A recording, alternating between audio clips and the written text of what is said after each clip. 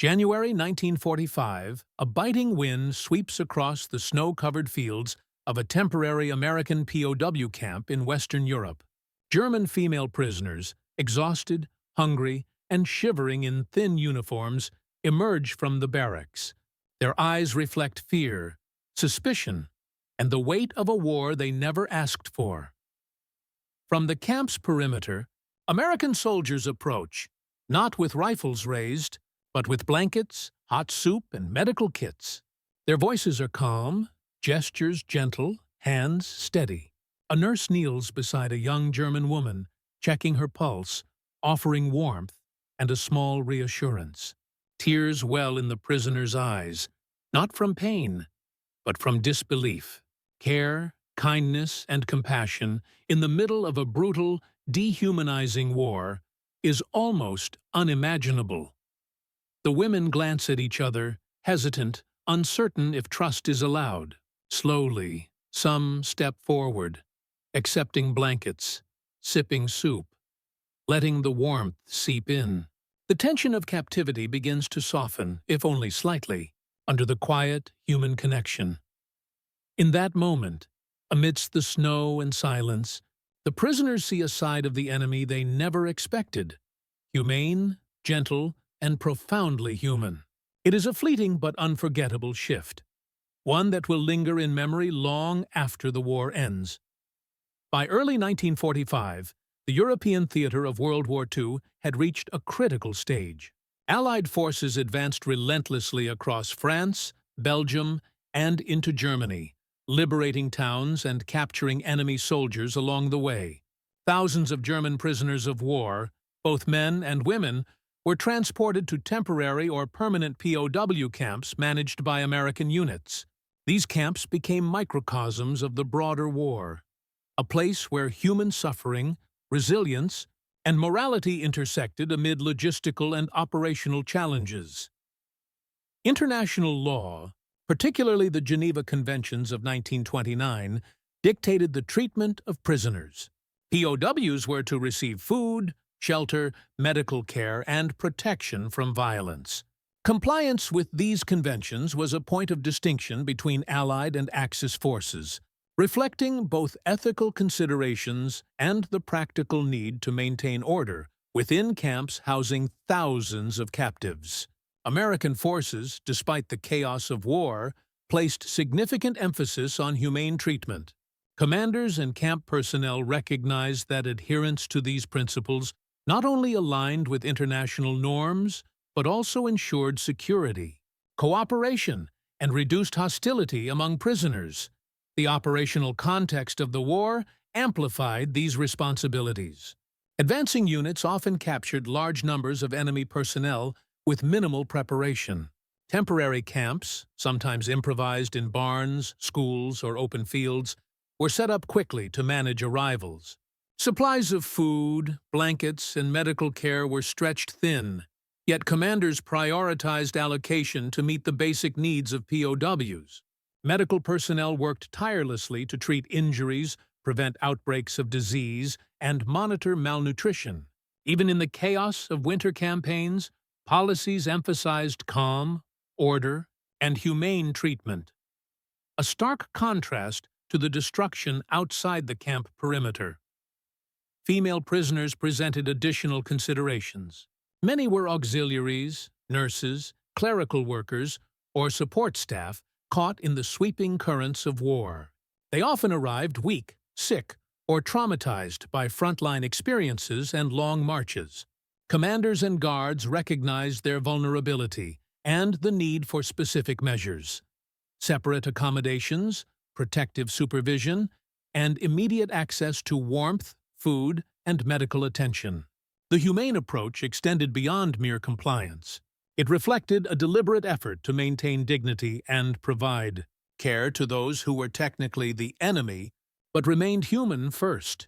The psychological landscape of these POWs was shaped by prior experiences. Many had endured harsh conditions, witnessed combat, and faced the fear of punishment. Expectations of mistreatment were high. Rumors of violence, retribution, or neglect filled their imaginations. The sudden presence of Americans offering warmth, care, and calm professionalism created a profound cognitive dissonance. Trust was tentative, and fear lingered even as blankets were handed out and soup was served.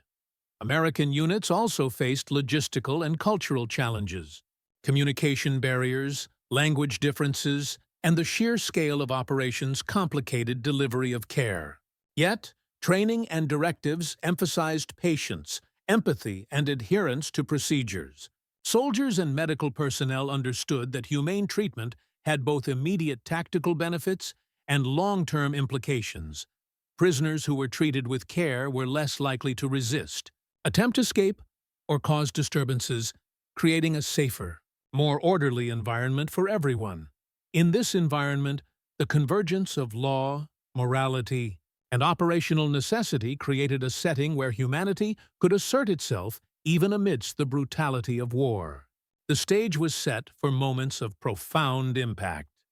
German female POWs encountering care, compassion, and dignity from those they had considered enemies. These interactions, small in scale but enormous in emotional resonance, would leave lasting impressions that transcended the boundaries of military conflict. The combination of strategic, ethical, and practical factors ensured that POW camps were not merely holding areas, but spaces where war's harshness could be softened, even temporarily, by deliberate acts of care. The groundwork had been laid for the moments of human connection that would later astonish and move German female prisoners, creating memories that endured far beyond the surrender of weapons and the end of hostilities. German female personnel, captured by advancing American forces, occupied a unique and often overlooked position within the war. Unlike male soldiers, they rarely engaged directly in combat, yet they faced similar risks: exposure to frontline conditions, forced marches, and the constant threat of injury or death. Many were nurses, clerical staff, communications specialists, or auxiliary workers supporting the German war effort behind the lines.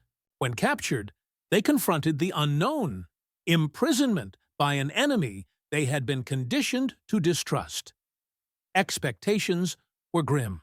Propaganda, wartime culture, and hearsay painted Allied forces as merciless captors. Stories of harsh treatment and retaliation filled the minds of these women as they were escorted to holding areas. Malnourishment, fatigue, illness, and exposure amplified their vulnerability. For many, the prospect of captivity was more frightening than the distant memories of bombings, marches, or battlefield chaos. The psychological burden was heavy, marked by anxiety, fear, and a sense of impending suffering. American POW policy, however, offered a stark contrast. Female prisoners were housed separately when possible, provided with blankets, warm meals, and medical attention, and treated with a level of dignity that challenged their expectations. Guards and nurses emphasized calm, professional care, often explaining procedures and offering reassurance. Medical teams checked vital signs, treated wounds, and attended to malnutrition. Every gesture, a blanket handed over, a warm bowl of soup, a gentle word, carried enormous emotional weight. The juxtaposition was profound. German female prisoners, conditioned to anticipate cruelty, encountered humanity. The initial disbelief and hesitation slowly gave way to tentative acceptance. Some wept quietly, overwhelmed by the realization that they were being treated not as enemies, but as human beings deserving of care. Others cautiously interacted with camp personnel, testing boundaries and discovering compassion in a context that seemed improbable. The operational considerations of the Americans reinforced these humane practices. Camps with overcrowding or logistical challenges still prioritized care, recognizing that the psychological state of prisoners directly influenced security and order. Female POWs who were treated gently were more cooperative, less prone to panic, and better able to endure confinement. Humanitarian measures were thus simultaneously ethical and practical, blending morality with operational necessity. These interactions had deeper implications beyond immediate survival. They challenged assumptions ingrained through propaganda and war culture, showing that humane treatment could exist even amid a conflict defined by violence and destruction. For the women, witnessing kindness from an enemy shattered preconceived notions, creating a cognitive and emotional shift that would resonate long after their liberation. In essence, the POW camp became a liminal space, a threshold where the brutality of war met deliberate acts of care. German female prisoners, expecting only fear and deprivation, encountered warmth, dignity, and reassurance. These experiences highlighted the potential for humanity to assert itself even in the darkest contexts, demonstrating that war need not extinguish empathy or moral responsibility. By the time supplies, medical care, and personal attention reached them, these women had begun to realize a truth previously unimaginable. Even in captivity, compassion could coexist with conflict. This moment, seemingly small in the scale of global war, would leave a lasting imprint on their memories, shaping how they remembered not only the enemy, but also the potential for humanity amid chaos. The human angle of POW experiences reveals the profound interplay of fear, relief, and disbelief. German female prisoners entered American camps with exhaustion etched into their faces, eyes wide with uncertainty. Their expectations were shaped by fear, rumor, and the culture of wartime propaganda. They anticipated harsh treatment, punishment, and deprivation. Yet, the reality they encountered was radically different. Small acts of care, a warm blanket, a steaming bowl of soup, or a gentle inquiry about health, carried immense emotional weight. For prisoners, these gestures were not just material relief. They were signals of recognition, dignity, and basic humanity. Tears often accompanied these first encounters, a mixture of shock and gratitude. One young nurse reportedly whispered to a companion, "I never imagined anyone would treat us like this. It feels impossible, yet it is real."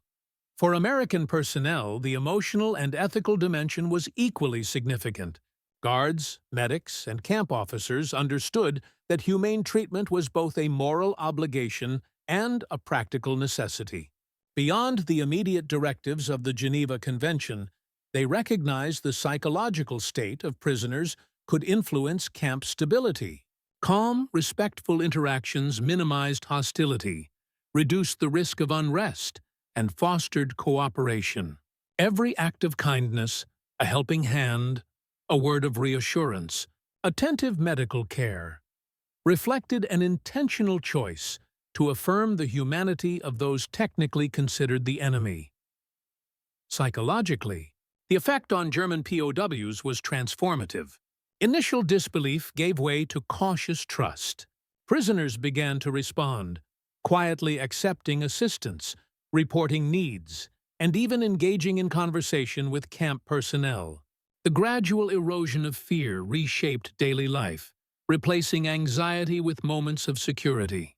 Human connection, even in small doses, created a foundation for emotional resilience amidst the deprivations of war. The interplay of trauma and relief also highlighted cultural contrasts. Many German women had been conditioned to expect harsh discipline and rigid control. Encountering calm authority and deliberate care challenged deeply ingrained beliefs. These moments of dissonance, fear confronted by kindness, generated powerful emotional responses, from tears to quiet astonishment. Prisoners began to see their captors not as monsters, but as human beings capable of empathy. The human angle extended beyond immediate emotions. It affected morale, behavior, and survival. Women who felt cared for were more cooperative, followed camp rules, and maintained composure during inspections or work assignments. The psychological stability of prisoners, fostered through humane treatment, improved operational efficiency and reduced the likelihood of conflict within the camp. This dynamic also reinforced a larger moral narrative.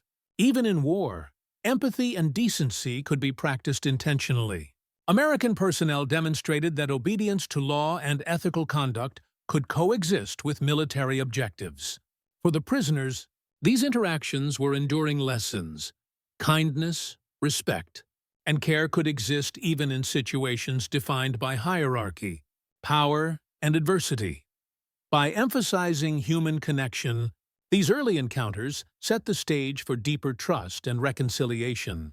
German female POWs, initially paralyzed by fear and expectation, slowly began to navigate camp life with greater confidence, finding security in predictable, humane interactions. The emotional and psychological impact of these acts would resonate far beyond their immediate context, shaping memories, perceptions, and post-war narratives. Leadership within American POW camps played a pivotal role in shaping the treatment of German female prisoners. Commanders and officers understood that humane care was not merely a legal requirement, but a tool of stability and morale management.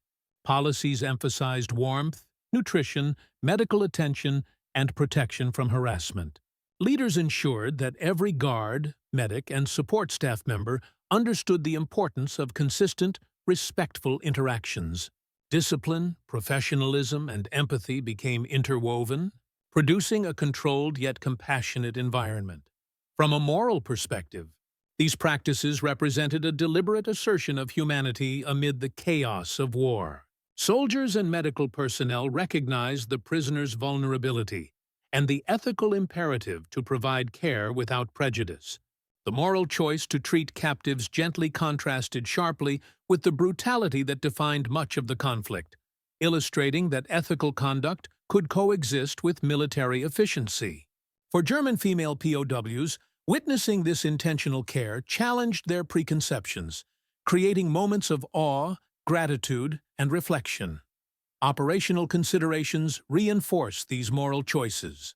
Humane treatment reduced resistance, improved compliance, and lowered the likelihood of conflict within the camp. Prisoners who were well-fed, medically treated, and respected were more likely to follow orders, report health issues promptly, and engage constructively in camp routines. Leadership recognized that acts of care were not only ethically correct, but strategically advantageous, improving the functionality of the camp under wartime pressures. Technology and logistics also played a role. Medical supplies, heated facilities, blankets, and nutritious rations were allocated carefully, often in challenging circumstances. Coordinating these resources required meticulous planning, demonstrating that humane treatment in war was not incidental, but a deliberate integration of planning, execution, and oversight. Officers supervised delivery, ensured accountability, and monitored outcomes, ensuring that ethical intent translated into tangible results. The moral and operational success of these practices created lasting impressions on prisoners. Women remembered small gestures, a nurse holding a trembling hand, a guard adjusting a thin blanket, hot soup offered without question, as emblematic of an enemy that could be kind.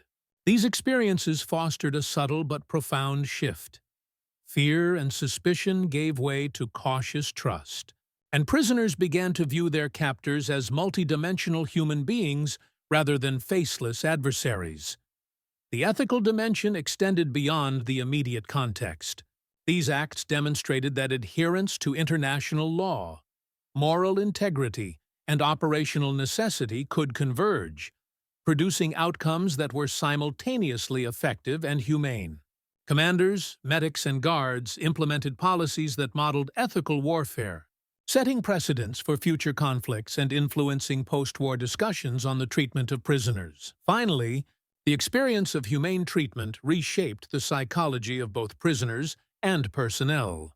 Captors who acted ethically reported a sense of purpose and professional pride, while prisoners internalized the possibility of compassion even amid hostility. This intersection of leadership, morality, and operational efficacy created a transformative environment where war's harshness could coexist with human dignity, leaving impressions that lasted far beyond the end of the conflict. The combination of leadership, ethical intent, and operational success highlighted a critical lesson.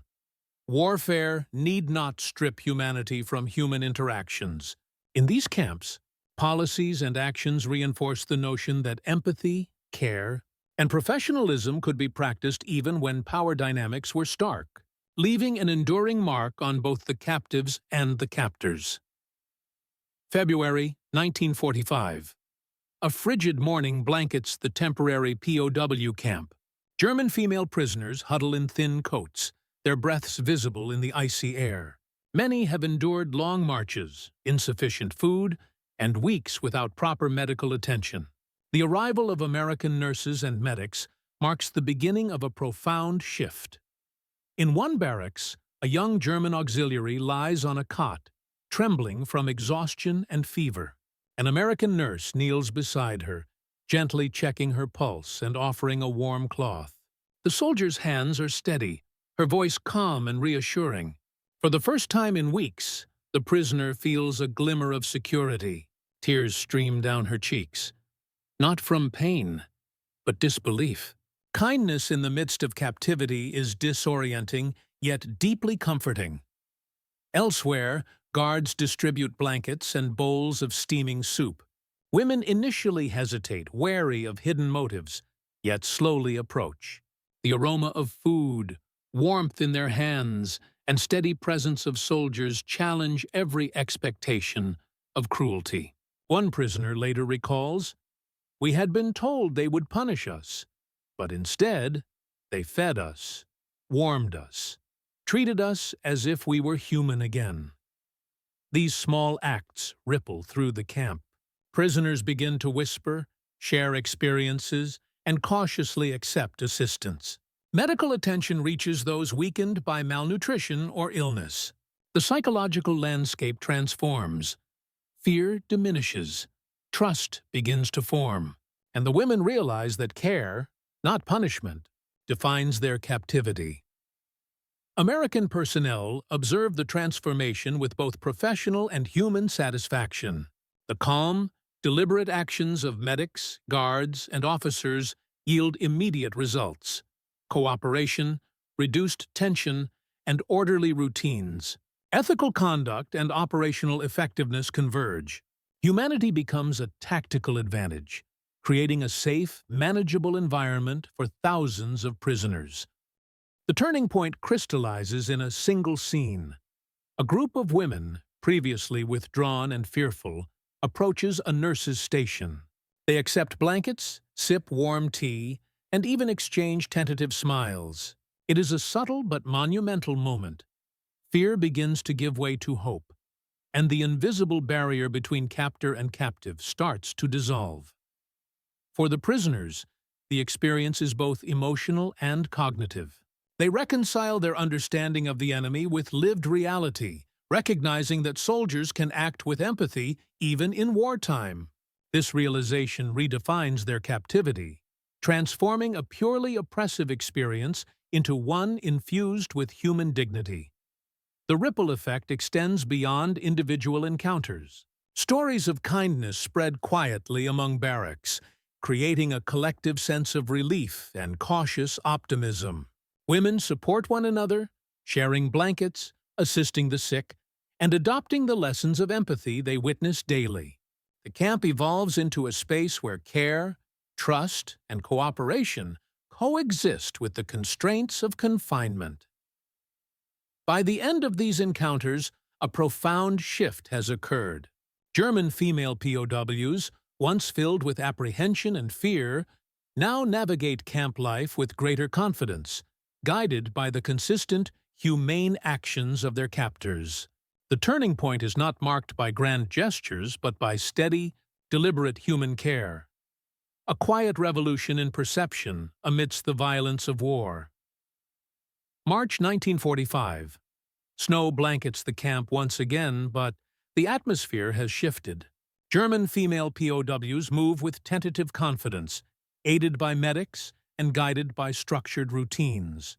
Trust, once unimaginable, begins to permeate the barracks. Small acts of care, blankets, hot meals, medical checks, have accumulated into a profound transformation. In the infirmary, a severely malnourished prisoner receives attentive care from American nurses. She had been on the brink of collapse when she arrived, her body and spirit fragile. The nurses' gentle methods, measuring vitals, administering nutrients, speaking softly, slowly restore both health and trust. Other prisoners observe, taking note of the care extended to one of their own, and begin to accept similar support. The camp's culture subtly shifts. Fear is replaced by cautious cooperation, suspicion by a nascent sense of security. Even daily routines, from roll calls to meals, become opportunities for humane interaction. Guards speak politely, assist with tasks, and maintain calm authority. Officers supervise with discretion, ensuring prisoners' needs are met without compromising discipline. Every interaction reinforces the growing understanding that captors can be compassionate without undermining security. The emotional transformation is striking. Women who had arrived withdrawn, fearful, and suspicious now engage with one another and with camp personnel. Some smile faintly when offered food, others speak with a nurse about lingering ailments. Simple gestures, a shared blanket, a word of reassurance, carry enormous psychological weight. This consistency fosters resilience, allowing prisoners to endure the constraints of captivity with dignity. The transformation extends beyond individual encounters to the collective environment. Rumors of kindness circulate, encouraging hesitant prisoners to accept assistance. Shared experiences of humane treatment create solidarity, as women support each other in adapting to the new reality. The camp becomes a microcosm of what war could have been, structured, disciplined, yet guided by empathy and care. American leadership recognizes the systemic benefits. Humane practices reduce unrest, improve compliance, and enhance operational efficiency. Ethical conduct and strategic advantage merge, demonstrating that care can be both morally correct and practically effective. Officers note that prisoners who feel respected and protected contribute to a safer, more orderly camp environment. The climax of this transformation occurs during a group interaction in the camp yard. German female prisoners, previously hesitant, step forward to receive blankets and soup. The act is simple, yet charged with emotion. Tears flow freely. Expressions of disbelief and gratitude appear on many faces. Soldiers observe silently, aware that their deliberate, consistent humanity has reshaped the prisoners' perception of captivity. By the end of March, a remarkable equilibrium has emerged. Fear, suspicion, and despair are replaced by trust, cautious optimism, and a sense of security. The turning point is complete. German female POWs have witnessed and internalized the reality that their captors can be both disciplined and humane. This psychological shift transforms the camp into a space where war's cruelty is mitigated, if not erased, through consistent acts of care. In this convergence of policy, practice, and human empathy, the POW camp becomes a stage where the capacity for kindness redefines the experience of captivity. Soldiers, nurses, and officers witness the enduring impact of deliberate care, and prisoners carry the memory of dignity, compassion, and trust long after the war ends. By April 1945, the effects of American care on German female POWs were clearly visible. Prisoners, once exhausted, fearful, and malnourished, now displayed signs of physical recovery and emotional resilience. Blankets, nutritious meals, and attentive medical care had restored health, strength, and a measure of dignity. Even in confinement, daily life became more manageable, less dominated by fear and uncertainty. Morale improved noticeably. Women who had arrived withdrawn and anxious now participated in camp routines, communicated with guards, and assisted one another. Shared experiences of humane treatment fostered a sense of solidarity. Prisoners exchanged small gestures of kindness, helped the sick, and created networks of support that extended beyond the immediate interventions of American personnel. The camp had transformed from a place of apprehension into one of relative security and psychological stability. Medical recovery was another critical consequence. Chronic malnutrition, frostbite, and untreated illnesses were addressed systematically. Nurses monitored progress, administered care with attention to both physical and emotional needs, and provided reassurance throughout recovery. The resulting improvement in health reinforced the prisoners' trust and sense of safety, demonstrating the profound effect of deliberate, humane interventions. The psychological impact was equally significant.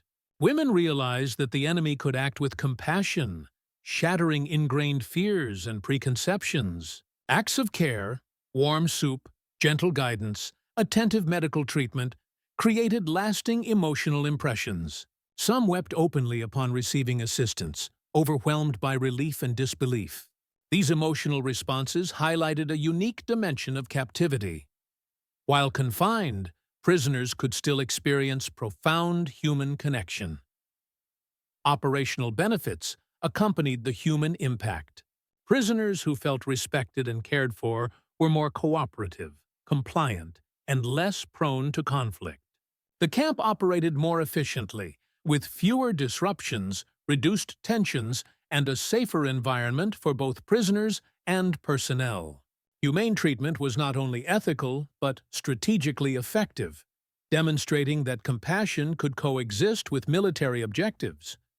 These immediate outcomes extended beyond the camp's physical confines. Women carried their experiences with them, recounting stories of unexpected care to fellow prisoners, creating an atmosphere where hope and dignity spread quietly among the population. For many, the memory of being treated humanely became a defining element of their captivity, shaping perceptions of the enemy and fostering a nuanced understanding of humanity amidst war. The aftermath of these early interventions established a foundation for long-term resilience. Physical recovery, psychological stability, and reinforced trust transformed the prisoners' daily experiences. What had begun as fear and suspicion gradually became cautious acceptance and, in some cases, gratitude. The deliberate, consistent application of care created a ripple effect that reshaped the camp environment and altered the trajectory of countless lives within its walls. As spring 1945 approached, the long-term impact of American care on German female POWs became increasingly evident. Beyond immediate recovery, prisoners experienced profound personal and emotional transformation. The acts of empathy and consistent support provided by camp personnel reshaped perceptions of the enemy and created enduring memories of dignity amidst captivity. Many women recounted these experiences long after liberation. In memoirs, letters, and oral histories, they described the surprise and relief of being treated with respect, fed adequately, and cared for medically. The emotions ranged from disbelief to gratitude, often accompanied by tears. These narratives contrasted sharply with the violence and deprivation encountered elsewhere, emphasizing the power of deliberate humane action even in wartime. The lessons extended beyond individual experience. Camps that integrated ethical treatment into operational protocols set precedents for military conduct. Officers and medical personnel demonstrated that adherence to international law could coexist with efficiency, security, and discipline. Humane treatment was not a passive act, but a strategic tool that promoted compliance, stability, and the well-being of both prisoners and camp staff. Psychologically, prisoners internalized these lessons. Women who had expected brutality learned to trust, however cautiously, and to navigate captivity with resilience. Acts of care became symbols of stability and safety, providing emotional anchors amid the uncertainty of war. This shift in perception highlighted the intersection of ethics, psychology, and operational strategy, showing that humane treatment could produce measurable benefits for all involved. The broader implications were significant for post-war reconciliation. Prisoners who experienced compassion from their captors often approached the memory of Americans with empathy and nuance, contrasting with generalized fear or animosity toward the enemy. These experiences influenced post-war attitudes, fostering understanding, dialogue, and, in some cases, collaboration in rebuilding European societies. For American personnel, the impact was also profound. Soldiers and nurses witnessed firsthand how deliberate acts of care could transform environments, improve morale, and strengthen operational outcomes. Their experiences reinforced the principle that military objectives and human decency were not mutually exclusive. Leadership, training, and policy combined to create a model of ethical, effective wartime conduct. Ultimately, the aftermath of humane treatment in POW camps demonstrates a critical lesson. Even amidst large-scale conflict, acts of empathy can reshape perceptions, stabilize operations, and leave lasting human legacies. German female POWs, once fearful and distrusting, emerged with memories of unexpected care, dignity, and compassion that endured far beyond the war's end. The convergence of operational efficiency, ethical responsibility, and psychological insight transformed captivity from a purely punitive experience into one infused with humanity, leaving enduring lessons for military conduct, international law, and the broader understanding of human behavior in conflict. The story of German female POWs experiencing care from their captors reveals a profound truth about humanity in war. Even in moments defined by conflict, fear, and deprivation, deliberate acts of compassion can reshape perceptions, restore dignity, and transform lives. The American soldiers, nurses, and officers who administered blankets, food, and medical attention were not merely following orders. They were asserting the possibility of decency amid chaos. For the prisoners, the impact was transformative. Expectations of cruelty gave way to awe and gratitude. Simple gestures, a warm meal, attentive medical care, a gentle word, carried enormous psychological weight. Trust, tentative at first, grew steadily, allowing women to navigate captivity with renewed resilience and hope. These moments of empathy challenged the narrative of the enemy as a faceless adversary, showing instead a nuanced, profoundly human side of war. The legacy extends beyond individual experience. Humane treatment proved both morally right and strategically effective. Camps became safer, more orderly, and more manageable. Soldiers learned that ethical conduct could coexist with military objectives, while prisoners discovered that dignity and respect were possible even in confinement. The interaction of law, morality, and operational planning created a template for modern military conduct, influencing post-war approaches to prisoner treatment worldwide. Above all, these experiences underscore the enduring power of human empathy. Even when surrounded by violence, destruction, and uncertainty, acts of care can leave lasting impressions. German female POWs wept not from despair, but from the realization that compassion could exist in the most unlikely circumstances. That moment, brief, quiet, yet profound, became an enduring testament to the resilience of humanity amidst the harshest trials of war. In the end, this story is not just about captivity or conflict. It is about the capacity for kindness, the affirmation of dignity, and the enduring human spirit. It reminds us that even in war, there is room for empathy, and that such acts, no matter how small, can reverberate far beyond the moment, shaping memory, perception, and history itself.